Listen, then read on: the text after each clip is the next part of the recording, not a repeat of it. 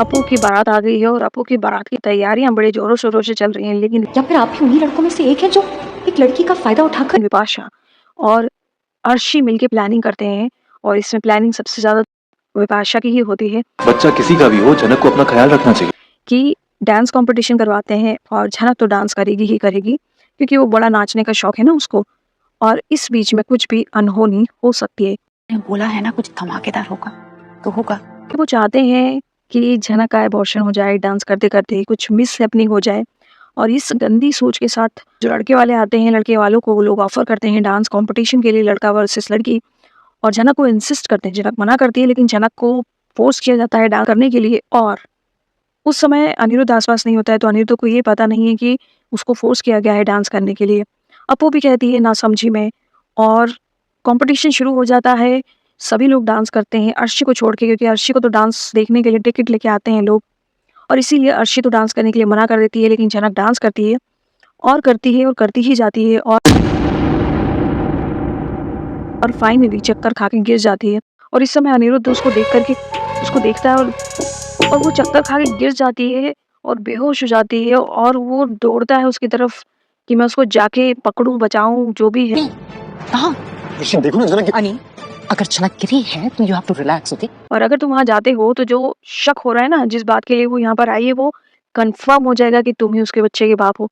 इसीलिए दूर रहो। और वैसे भी तुम्हारा वहां जाना उसके इल्जाम को सच साबित करना होगा। अनिरुद्ध कोशिश कर रहा है कि मैं जाऊं। देखो यार, कितना भी लड़ लें झगड़ लें, लेकिन जब प्यार होता है ना एक दूसरे के अंदर किया हो कभी, तो मुसीबत में देख करके आप एक्टिव हो जाते हो और आप उसकी हेल्प करना चाहते हो।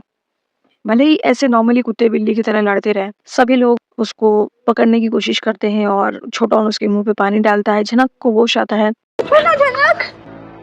जनक अपू कहती है कि डॉक्टर को बुलाओ, लेकिन झनक कहती है कि नहीं, शादी वाला घर है, डॉक्टर को नहीं बुलाएंगे और मैं बस ठीक हो जाऊंगी थोड़ी देर में। तो अपू कहती है कि नहीं, शादी में तभी करूंगी जब तुम मेरे पास में बैठोगी। बस थोड़ी देर के लिए बैठ लेने दीजिए, मैं इतनी जल्दी उठ नहीं पाऊंगी। वही अनिरुद्ध तो काफी चिंता में है झनक को लेकर के और सोच रहा है कि बच्चा किसी का भी हो, ख्याल तो तुमको रखना चाहिए ना, ऐसे कैसे लापरवाही की तरह तुमने डांस करा। क्या कर रहा हूँ मैं? मुझे उसके बारे में सोचने की जरूरत नहीं है, दुश्मन है वो मेरी।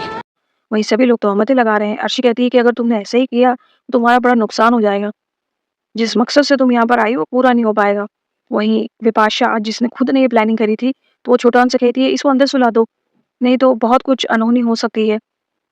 वहीं दूसरी तरफ तनुजा, अनिरुद्ध की माँ, और विपाशा बात कर रहे हैं और कहती है तनुजा उसको, तुम तो कह रही थी कुछ हंगामा होगा लेकिन ये तो कुछ हुआ ही नहीं। मतलब बेसिकली झनक का अबॉर्शन हो जाए वो ये चाहती थी और सारी औरतें मिलकर यही प्लानिंग कर रही है। और झनक को पता है कि ऐसा कुछ हो सकता है, लेकिन वो फिर भी वहीं रुकी हुई है अपू की शादी तक। एंड आई एम श्योर आगे भी कुछ इसी तरीके की प्लानिंग होने वाली है। खैर, बारात में शादी की तैयारी की जाती है और वरमाला का समय आता है। जिस तरीके से बंगाली शादियों में होता है कि भाई दुल्हन को लेकर के आते हैं गोदी में उठा के, और दुल्हन जो है अपने फेस को पत्तों से ढके होती है, वैसा ही सीन होता है। और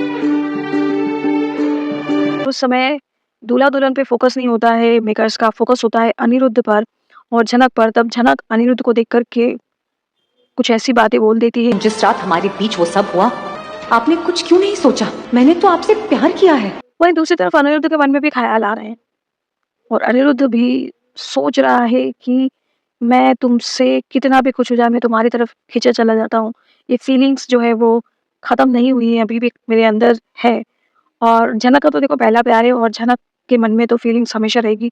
and I am sure Aniruddh भी झनक से बहुत डीपली इनसाइड प्यार तो करता है, लेकिन क्योंकि अब उसके हाथों में पैरों में बेड़ियां पड़ी हुई है और वो खुद भी स्पाइनलेस है, तो वो झनक को कभी एक्सेप्ट कर ही नहीं पाया पुरजोर तरीके से। और बस इन्हीं ख्यालों और विचारों में वरमाला हो जाती है और कल लॉलन को अरेस्ट करने के लिए पुलिस आएगी। तो अब वरमाला तो हो चुकी है लेकिन फेरे वगैरह बाकी हैं और उन सिंदूर दान होता है वो सब बाकी है। तो उस समय पे पुलिस आएगी और क्या लॉलन को गिरफ्तार कर पाएगी, क्या अरेस्ट कर पाएगी। साथ ही साथ शुभो को भी बड़ा टेंशन है। शुभो बड़ा अच्छा बन रहा है, एकदम तमीजदार बन रहा है। वहीं झनक अपने मन में ही सोच रही है कि चाहे जो हो जाए, मैं इतनी बड़ी गलती कैसे कर सकती हूँ, मैं इतनी लापरवाह कैसे हो सकती हूँ। और इस तरह डांस करना, अपने बच्चे की जान इस तरह खतरे में क्यों डाली तूने? तो आपको क्या लगता है कि आगे क्या होने वाला है? क्या झनक वापस मुंबई जाएगी? क्या आदित्य कपूर मुंबई से कोलकाता आएगा? क्या लॉलन जेल जाएगा या शुभो का भांडाफोड़ हो जाएगा?